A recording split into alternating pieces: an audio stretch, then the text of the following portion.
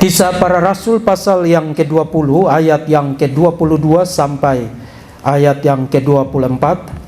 Saya akan bacakan bagi kita sekalian, saudara dipersilakan untuk menyimaknya. Demikianlah firman Tuhan. Tetapi sekarang sebagai tawanan roh, aku pergi ke Yerusalem, dan aku tidak tahu apa yang akan terjadi atas diriku di situ, selain daripada yang dinyatakan Roh Kudus dari kota ke kota kepadaku, bahwa penjara dan sengsara menunggu aku. Tetapi aku tidak menghiraukan nyawaku sedikit pun, asal saja aku mencapai garis akhir dan menyelesaikan pelayanan yang ditugaskan oleh Tuhan Yesus kepadaku untuk memberi kesaksian tentang Injil kasih karunia.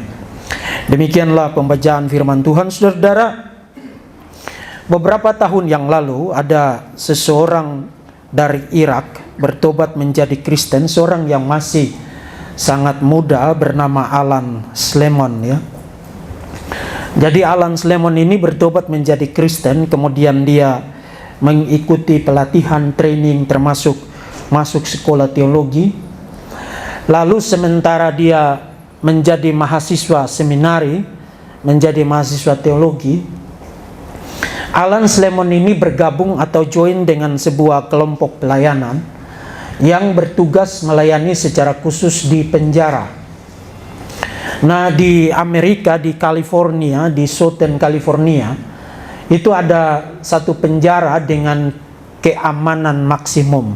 Jadi orang-orang yang masuk di penjara itu adalah orang-orang yang melakukan kejahatan pada ranking pertama.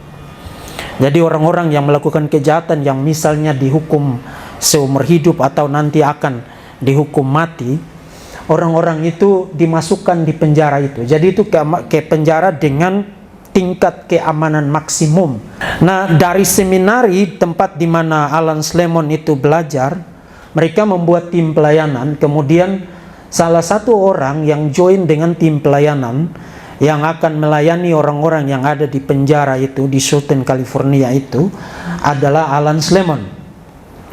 Kemudian satu ketika dia memberi kesaksian tentang pelayanannya di penjara itu, dan Alan Slemon mengatakan setiap kali mereka masuk ke dalam tempat pelayanan itu setelah registrasi, melaporkan apa yang akan mereka lakukan kepada penjaga itu, kemudian mereka berjalan melewati lorong teralis tempat di mana orang-orang akan dipenjara itu. Kemudian nanti akan tiba di tengah penjara itu ada satu lapangan yang luas sekali, tempat di mana orang-orang itu dikumpulkan di situ.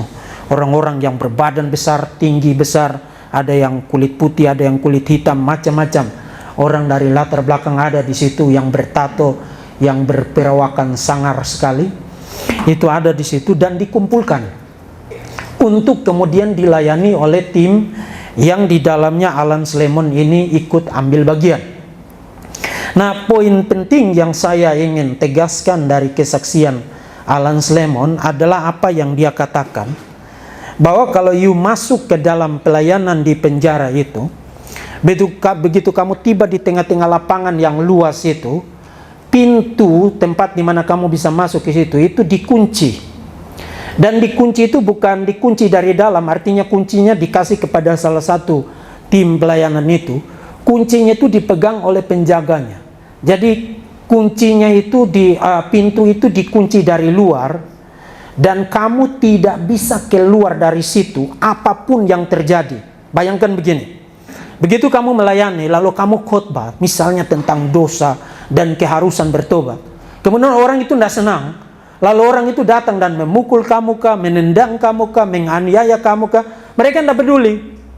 Jadi sebelum kamu masuk ke situ, orang akan kasih tahu kamu apapun yang terjadi di lapangan itu. Jadi kamu dikasih sekitar 2 jam, 3 jam di situ. Apapun yang terjadi in between, di antara 2 jam, 3 jam itu di situ, kami tidak peduli. Selama kamu ada di dalam, kamu mau dipukul kah, kamu mau dicaci maki kah, kamu mau dianiaya kah, kamu mau diapain saja di dalam, di tengah-tengah lapangan itu, kamu tidak akan dipedulikan oleh penjaganya. Kamu hanya baru bisa dikeluarkan dari lapangan pelayanan itu kecuali kalau jamnya sudah berakhir. Kalau kamu setuju silakan masuk. Kalau kamu tidak setuju jangan masuk ke situ. Itu syaratnya.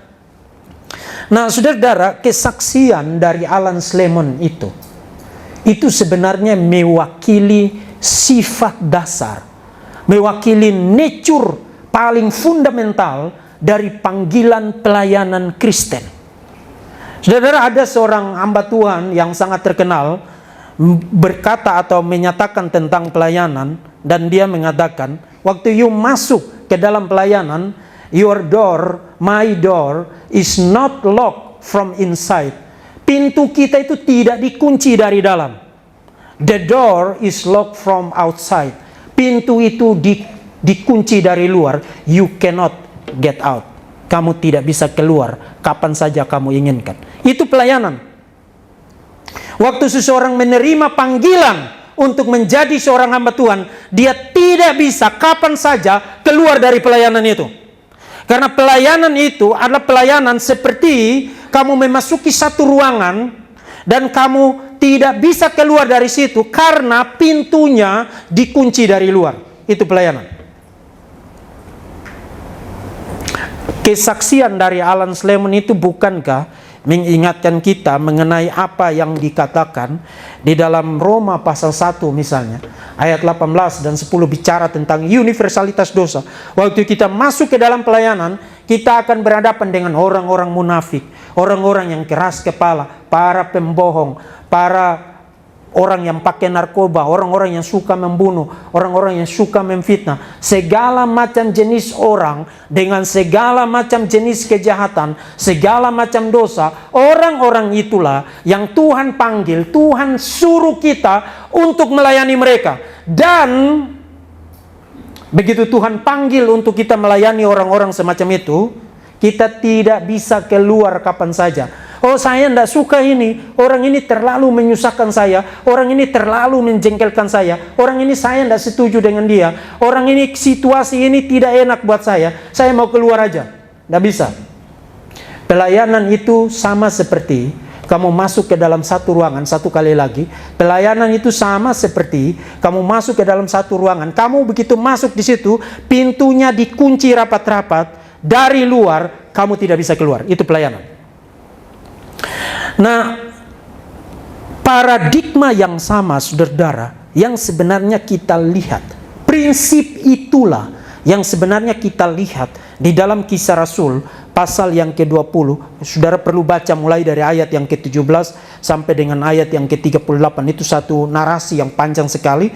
Tapi apa yang kita baca tadi dari ayat 22 sampai dengan ayat 24 itu menggambarkan prinsip pelayanan yang tadi saya katakan kepada saudara. Saudara masuk ke dalam pelayanan, pintunya dikunci dari luar. Saudara tidak bisa keluar dari pelayanan itu apapun yang terjadi. Saudara perhatikan apa yang sedang dialami Paulus di sini.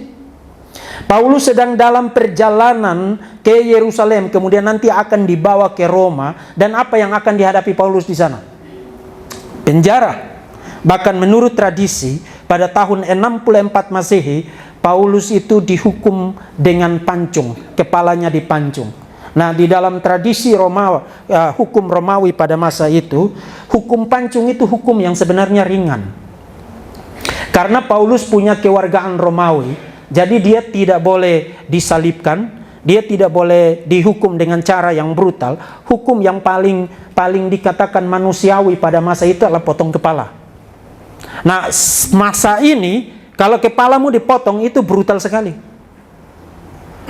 Artinya Paulus tahu konsekuensi apa yang akan dia hadapi dalam perjalanan ke Yerusalem, kemudian nanti akan ke Roma, diadili, kemudian dia akan dihukum mati. Bahkan Paulus bilang, Roh Kudus sudah kasih tahu itu berkali-kali. Saudara baca itu di dalam ayat 22. Tetapi sekarang sebagai tawanan roh, aku pergi ke Yerusalem dan aku tidak tahu apa yang akan terjadi atas diriku di situ selain daripada yang dinyatakan Roh Kudus dari kota ke kota kepadaku. Jadi berkali-kali Roh Kudus sudah kasih tahu bahwa penjara dan sengsara menunggu aku.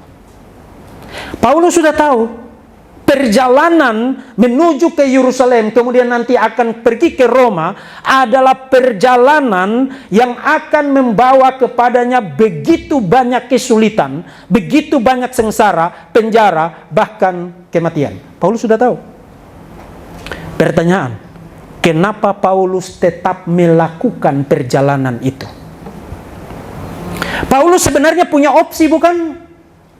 Saudara ingat latar belakang Paulus adalah seorang yang belajar di bawah seorang profesor hukum pada masa itu, professor of law pada masa itu, yang sangat terkenal, yang sangat mungkin adalah anak atau cucu dari seorang rabi besar Hillel, dan profesor di bawahnya Paulus belajar adalah Gamaliel. Artinya Paulus ini adalah seorang rabi pada masa itu.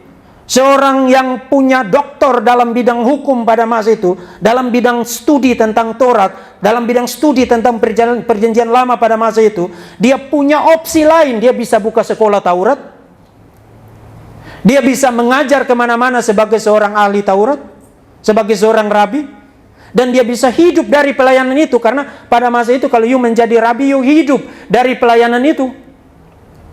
You tidak harus mengalami apa yang nanti akan terjadi di Roma, di dalam pengadilan, karena menjadi seorang rasul Tuhan Yesus Kristus. Dia punya opsi lain. Atau Paulus bisa melanjutkan bisnisnya sebagai seorang pembuat kemah, bukan? Di dalam Kisah Para Rasul, Paulus dikatakan sebagai seorang yang membuat kemah. Jadi dia bisa membuka bisnis, dia bisa mengajar sebagai seorang ahli agama, ahli teologi, ahli Taurat pada masa itu, dan dia tidak harus mengalami penderitaan yang menanti dia di Yerusalem dan juga di Roma. Tapi opsi-opsi itu tidak terlintas. Malah Paulus memformulasikan perjalanan itu sebagai sesuatu yang dia tidak punya kendali. Dia tidak punya opsi untuk lepaskan diri. Saudara perhatikan kata-kata sebagai tawanan roh. Saudara, kata-kata itu adalah kata-kata yang mengindikasikan bahwa opsinya itu bukan ada di Paulus. Opsinya itu ada di Tuhan. Tuhan yang mengendalikan perjalanan hidup Paulus, Tuhan yang mengatur sedemikian rupa sehingga perjalanan itu adalah perjalanan yang dikehendaki oleh Roh Kudus. Bahkan dia pakai kata tawanan. Saudara, kalau pakai kata tawanan, apa gambaran di pikiran saudara? Saudara punya opsi untuk kabur? Saudara mungkin pengen kabur, tapi saudara tidak bisa kabur. Why? Karena kamu adalah tawanan. Mungkin kamu dibelenggu, mungkin kamu dipenjara, mungkin kamu dirantai, tapi opsi itu bisa ada di dalam benak saudara, tapi saudara tidak punya ability. Saudara tidak punya kemampuan untuk melepaskan diri dari belenggu-belenggu tawanan itu. Dan itu cara Paulus menggambarkan perjalanan itu. Perjalanan sebagai seseorang yang menjadi tawanan roh. Jadi Paulus tahu persis apa konsekuensi yang akan dia hadapi di dalam perjalanan itu, di ujung dari perjalanan itu. Nah, pada kesempatan ini saudara, di momen di dalam pembukaan PK2MB ini, bagi saudara yang baru bergabung dan juga yang sudah lama ada di STT Rai Batam, baik sebagai mahasiswa, baik sebagai staf, baik sebagai dosen, ingat ini. Pelayanan itu kamu tidak bisa kapan saja kamu keluar hanya karena kamu tidak suka, hanya karena kamu tidak senang, hanya karena tidak enak buat kamu, hanya karena banyak kesengsaraan, banyak kesulitan, banyak penderitaan yang kamu alami. Dan bahkan saudara, di dalam perjanjian baru kita memang tidak punya banyak contoh orang-orang yang meninggalkan pelayanan. Yes, tidak banyak contoh karena bukan itu concern dari perjanjian baru. Tapi di 1-2 kali di sana sini ada lontaran-lontaran tentang orang-orang yang meninggalkan pelayanan. Misalnya 2 Timotius pasal 4 ayat yang ke-10, Paulus bicara tentang Demas yang telah mengasihi dunia ini sehingga meninggalkan aku dan dia pergi ke tempat lain. Meninggalkan pelayanan. Dan saudara perhatikan bagaimana Paulus menggambarkan itu. Dia meninggalkan pelayanan itu bukan satu keputusan yang tepat, bukan satu keputusan yang dikehendaki oleh Tuhan, tapi karena dia mengasihi dunia ini. Itu satu istilah yang sangat mengerikan sekali kalau di dalam firman Tuhan istilah itu dipakai buat kamu. Karena mengasihi dunia ini itu adalah persis kontras dari mengasihi Tuhan. Jadi orang yang tidak mengasihi Tuhan adalah orang yang mengasihi dunia ini. Nah, memang ada perdebatan apa yang dimaksud dengan mengasihi dunia ini. Ada yang mengatakan, oh karena Demas dipengaruhi oleh ajaran sesat, itu sebabnya dia memilih pergi ke Tesalonika, karena di Tesalonika ada ajaran sesat yang berkembang pada masa itu terkait dengan eskatologi. Mungkin saja. Ada yang mengatakan mungkin saja Demas itu tidak cocok dengan Paulus di dalam pelayanannya sehingga dia mundur dari pelayanannya. Mungkin saja. Kita tidak punya informasi yang akurat dan jelas dan detail tentang itu. Tapi intinya Paulus sebagai Rasul Yesus Kristus yang diinspirasikan oleh Roh Kudus menggambarkan peristiwa Demas meninggalkan pelayanan itu sebagai orang yang telah mengasihi dunia ini.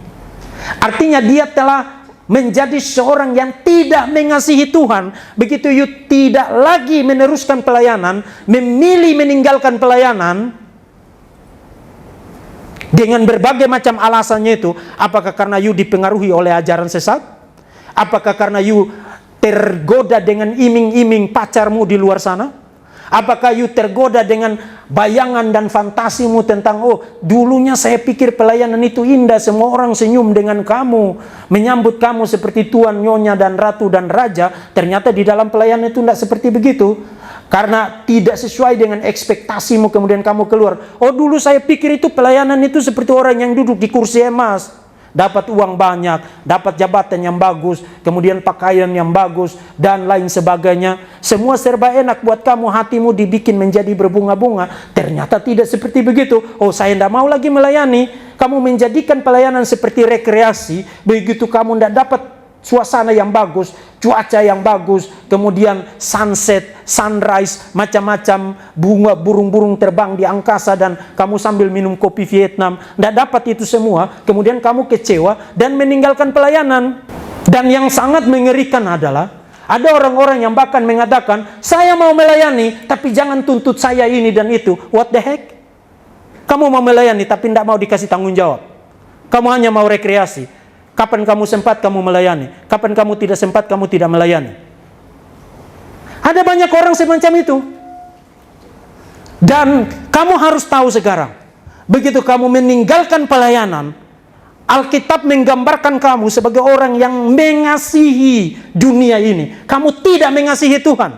Tidak peduli kamu menyanyi angkat tangan sampai bau ketek, apakah segala macam di gereja, atau kamu tinggal di gereja dan lain sebagainya, tapi kamu meninggalkan pelayanan, tanggung jawab yang diberikan kepadamu, panggilan itu yang Tuhan taruh di dalam dirimu, yang membakar hati kamu, sehingga membawa kamu dari kampung ke sini untuk belajar, dibina, dibentuk. Meninggalkan api mula-mula itu, pergi mengejar hal-hal yang lain di luar sana. Alkitab menggambarkan kamu sebagai orang yang telah mengasihi dunia ini.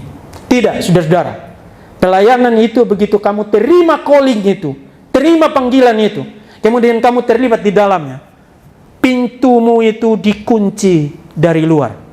Kamu tidak bisa keluar. Artinya begini, kalau kamu seorang hamba Tuhan yang sejati, yang betul-betul dipanggil untuk melayani Kristus, untuk mengibarkan bendera Injil Tuhan Yesus Kristus di Indonesia atau dimanapun juga. Kalau kamu hamba Kristus yang sejati, dari awal kamu dipanggil sampai tarikan napasmu yang terakhir, kamu tidak akan pernah meninggalkan pelayanan. Itu kalau kamu hamba Tuhan yang sejati.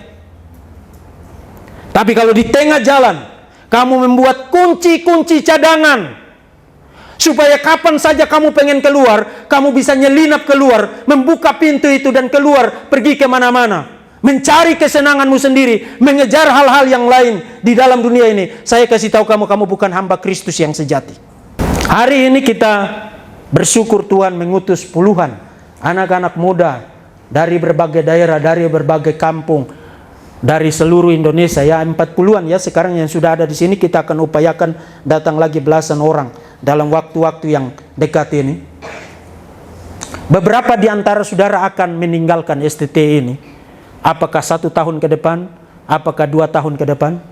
Beberapa di antara saudara mungkin akan tergoda punya pacar lewat Facebook atau lewat Instagram. Kemudian kamu tidak belajar, siang malam hanya urus pacarmu. Beberapa di antara saudara mungkin akan membuat masalah, tidak taat peraturan, kemudian meninggalkan STT, kemudian kembali lagi ke dalam kehidupan lamamu. Mungkin saja, kita nggak tahu. Mungkin saja. Tapi saya mau kasih tahu sekarang saudara-saudara, dan dengarkan ini baik-baik. Kamu yang mahasiswa, kamu yang dosen, dengarkan ini baik-baik. Kalau kamu bisa membuat dirimu, membawa dirimu, meninggalkan panggilan, meninggalkan pelayanan. Langkah pertama ketika kamu meninggalkan pelayanan ini, meninggalkan pembentukan ini, meninggalkan calling ini, langkah pertama itu harus kamu ingat baik-baik yang saya kasih tahu sekarang. Kamu telah mengasihi dunia ini. Kamu tidak mengasihi Tuhan. Kamu telah mengasihi dunia ini. Dan satu kali lagi, kamu tidak mengasihi Tuhan. Sebab tidak ada janji tentang kenyamanan bagi orang-orang yang dipanggil untuk melayani Dia. Tidak ada janji itu. Tidak ada janji kekayaan bagi orang-orang yang menyerahkan dirinya untuk menjadi hamba Tuhan. Tidak ada janji itu. Tidak ada janji untuk jabatan yang tinggi, super duper berotoritas. Apakah di dalam dunia ini atau di mana? Tidak ada janji itu. Di dalam dunia ini Tuhan tidak pernah kasih janji itu.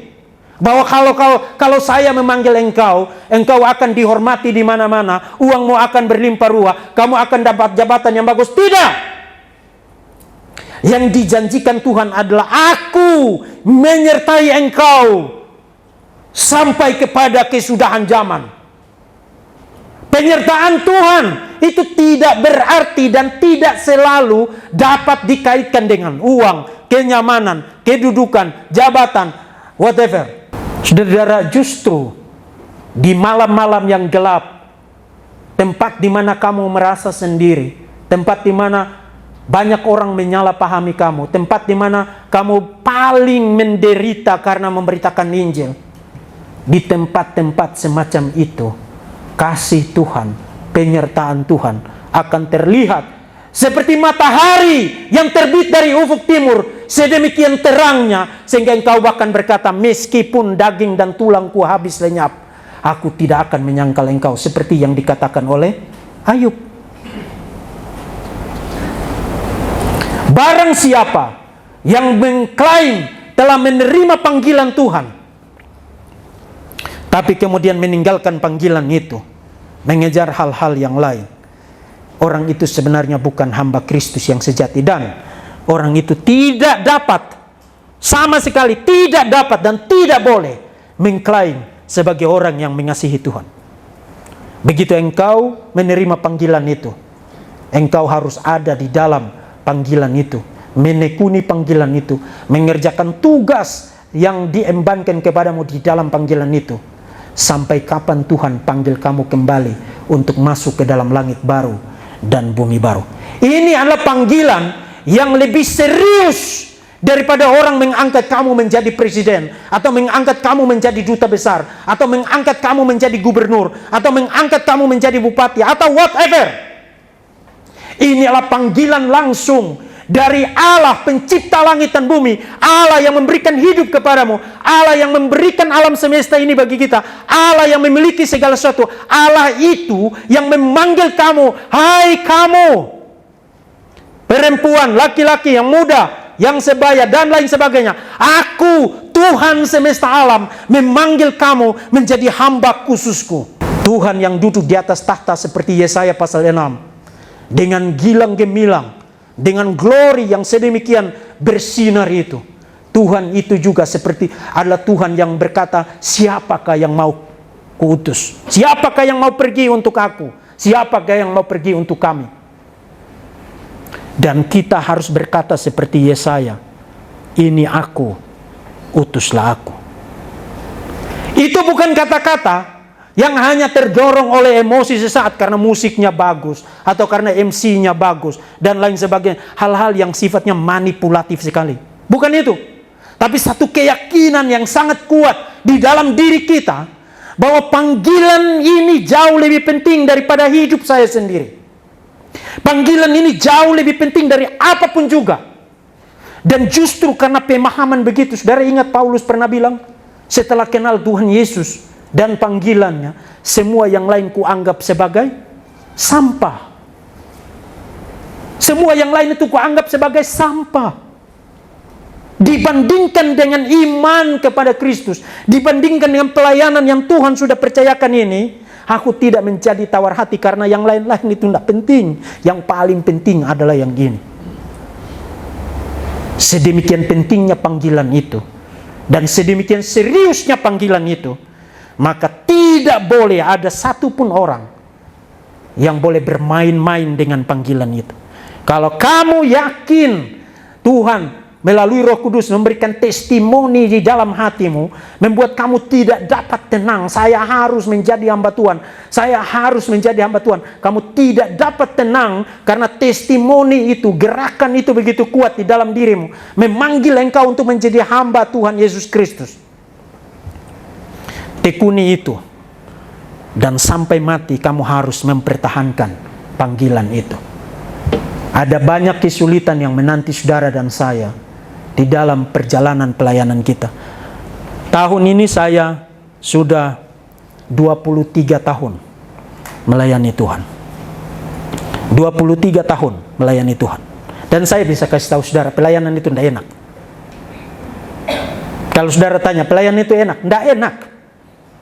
Kalau ada orang yang mencoba memanipulasi saudara hanya supaya membujuk-bujuk saudara untuk ayo jadi hamba Tuhan, ayo masuk STT karena semuanya enak, nanti kamu dihargai. Tidak.